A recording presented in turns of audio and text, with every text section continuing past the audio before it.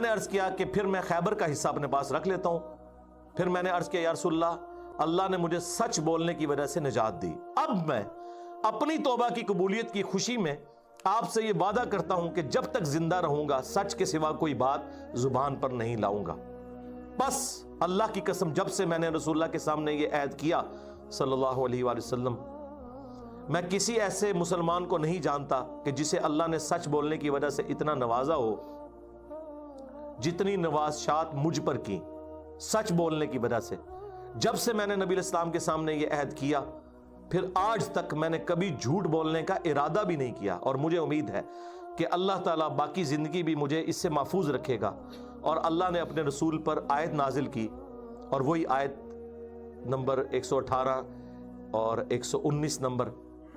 یقیناً اللہ تعالیٰ نے نبی، مہاجرین اور انصار کی توبہ قبول کی، اور پھر وَكُونُوا مَعَ الصَّادِقِينَ تک. خدا کی قسم اللہ تعالیٰ کی طرف سے اسلام کے لیے ہدایت کے بعد میری نظر میں رسول اللہ کے سامنے سچ بولنے سے بڑھ کر اللہ کا مجھ پر کوئی اور انعام نہیں ہوا کہ میں نے جھوٹ نہیں بولا اور اس طرح اپنے آپ کو ہلاکت سے بچا لیا. جیسا کہ جھوٹ بولنے والے ہلاک ہوئے، نزول وحی کے زمانے میں جھوٹ بولنے والوں پر اللہ تعالیٰ نے اتنی شدید وعید فرمائی جتنی شدید وعید کسی اور کے لیے نہیں تھی. اور وہ سورہ التوبہ کی آیت نمبر 96 کا انہوں نے پھر یہاں پہ حوالہ دیا کہ ان قریب جب تم اے نبی واپس جاؤ گے تو یہ جھوٹے بہانے کریں گے، اور اگر تم ان سے راضی بھی ہو جاؤ اللہ تعالیٰ ان سے راضی نہیں ہوگا. کعب کہتے ہیں کہ چنانچہ ہم 3 ان لوگوں کے معاملے سے جدا رہے جنہوں نے رسول اللہ کے سامنے جھوٹی قسمیں کھائی تھیں اور آپ نے ان کی بات مان بھی لی تھی اور ان سے بیعت بھی لے لی اور ان کے لیے دعائے مغفرت بھی کی. ہمارا معاملہ رسول اللہ نے چھوڑ دیا اور اللہ نے خود اس کا فیصلہ کیا، اور پھر اللہ تعالیٰ نے یہ آیت نازل کی جو ہم نے یہ پڑھی سورہ التوبہ کی آیت نمبر 118. وَعَلَى الثَّلَاثَةِ الَّذِينَ خُلِّفُوا حَتَّى إِذَا ضَاقَتْ عَلَيْهِمُ الْأَرْضُ بِمَا رَحُبَتْ وَضَاقَتْ عَلَيْهِمْ أَنفُسُهُمْ وَظَنُّوا أَن لَّا مَلْجَأَ مِنَ اللَّهِ إِلَّا إِلَيْهِ ثُمَّ تَابَ عَلَيْهِمْ لِيَتُوبُوا إِنَّ اللَّهَ هُوَ التَّوَّابُ الرَّحِيمُ.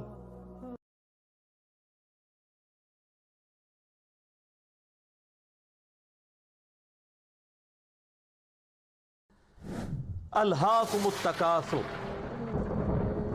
غافل رکھا تمہیں، ہلاک کر دیا تمہیں زیادہ مال جمع کرنے کی ہوس نے. حتی زرتم المقابر، یہاں تک کہ تم نے قبروں کا منہ دیکھا، یعنی مرتے دم تک مال مال مال مال، اینڈ کوئی نہیں ہے جب تک کہ قبر کی مٹی میں نہ جا کے مل جاؤ.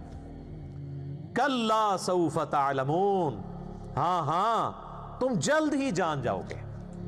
ثم کلا سوف تعلمون، پھر تم سے کہتے ہیں ہاں ان قریب تمہیں معلوم ہو جائے گا. کلا لو تعلمون علم الیقین، ہاں تم یقینی طور پر جان جاؤ گے. یقین تو اسی وقت آنا جب چیز سامنے آ جائے گی.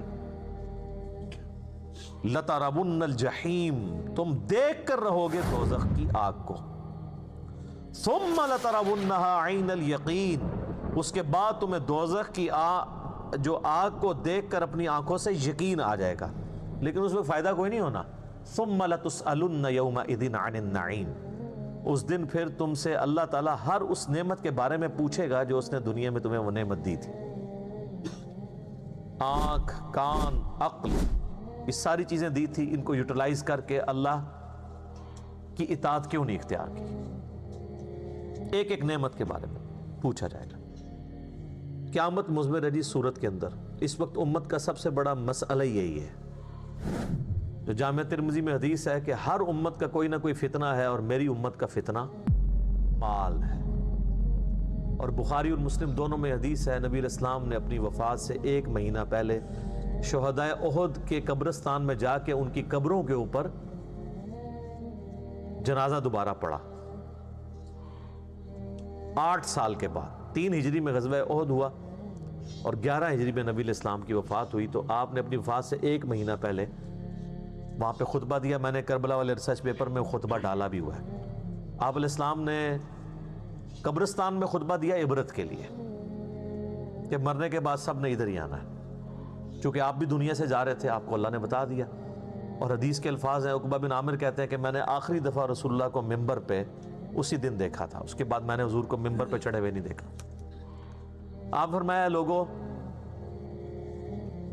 اللہ تعالیٰ نے مجھے اپنا حوض کوثر یہیں پہ دکھا دیا ہے، اس وقت میرا ممبر میرے حوض کوثر پہ لگا ہے، میں تمہارا پیش رو ہوں، یعنی میں آگے جانے والا ہوں، تم میرے بعد میرے پیچھے آؤ گے۔ ظاہر ہے نبی الاسلام نے ایک دعوت کھڑی کی تھی، اتنی محنت سے اپنی ایک ٹیم تیار کی تھی، اب دنیا تو ظاہر ہر بندے نے چھوڑ کے جانا ہے، تو آپ کو یہ ٹینشن بھی تھی کہ میں جو پیچھے لوگ چھوڑ کے جا رہا ہوں ان کو آخری درجے تک وصیت کر جاؤں کہ میرے بعد تمہیں خطرہ کن کن چیزوں سے۔ آپ نے فرمایا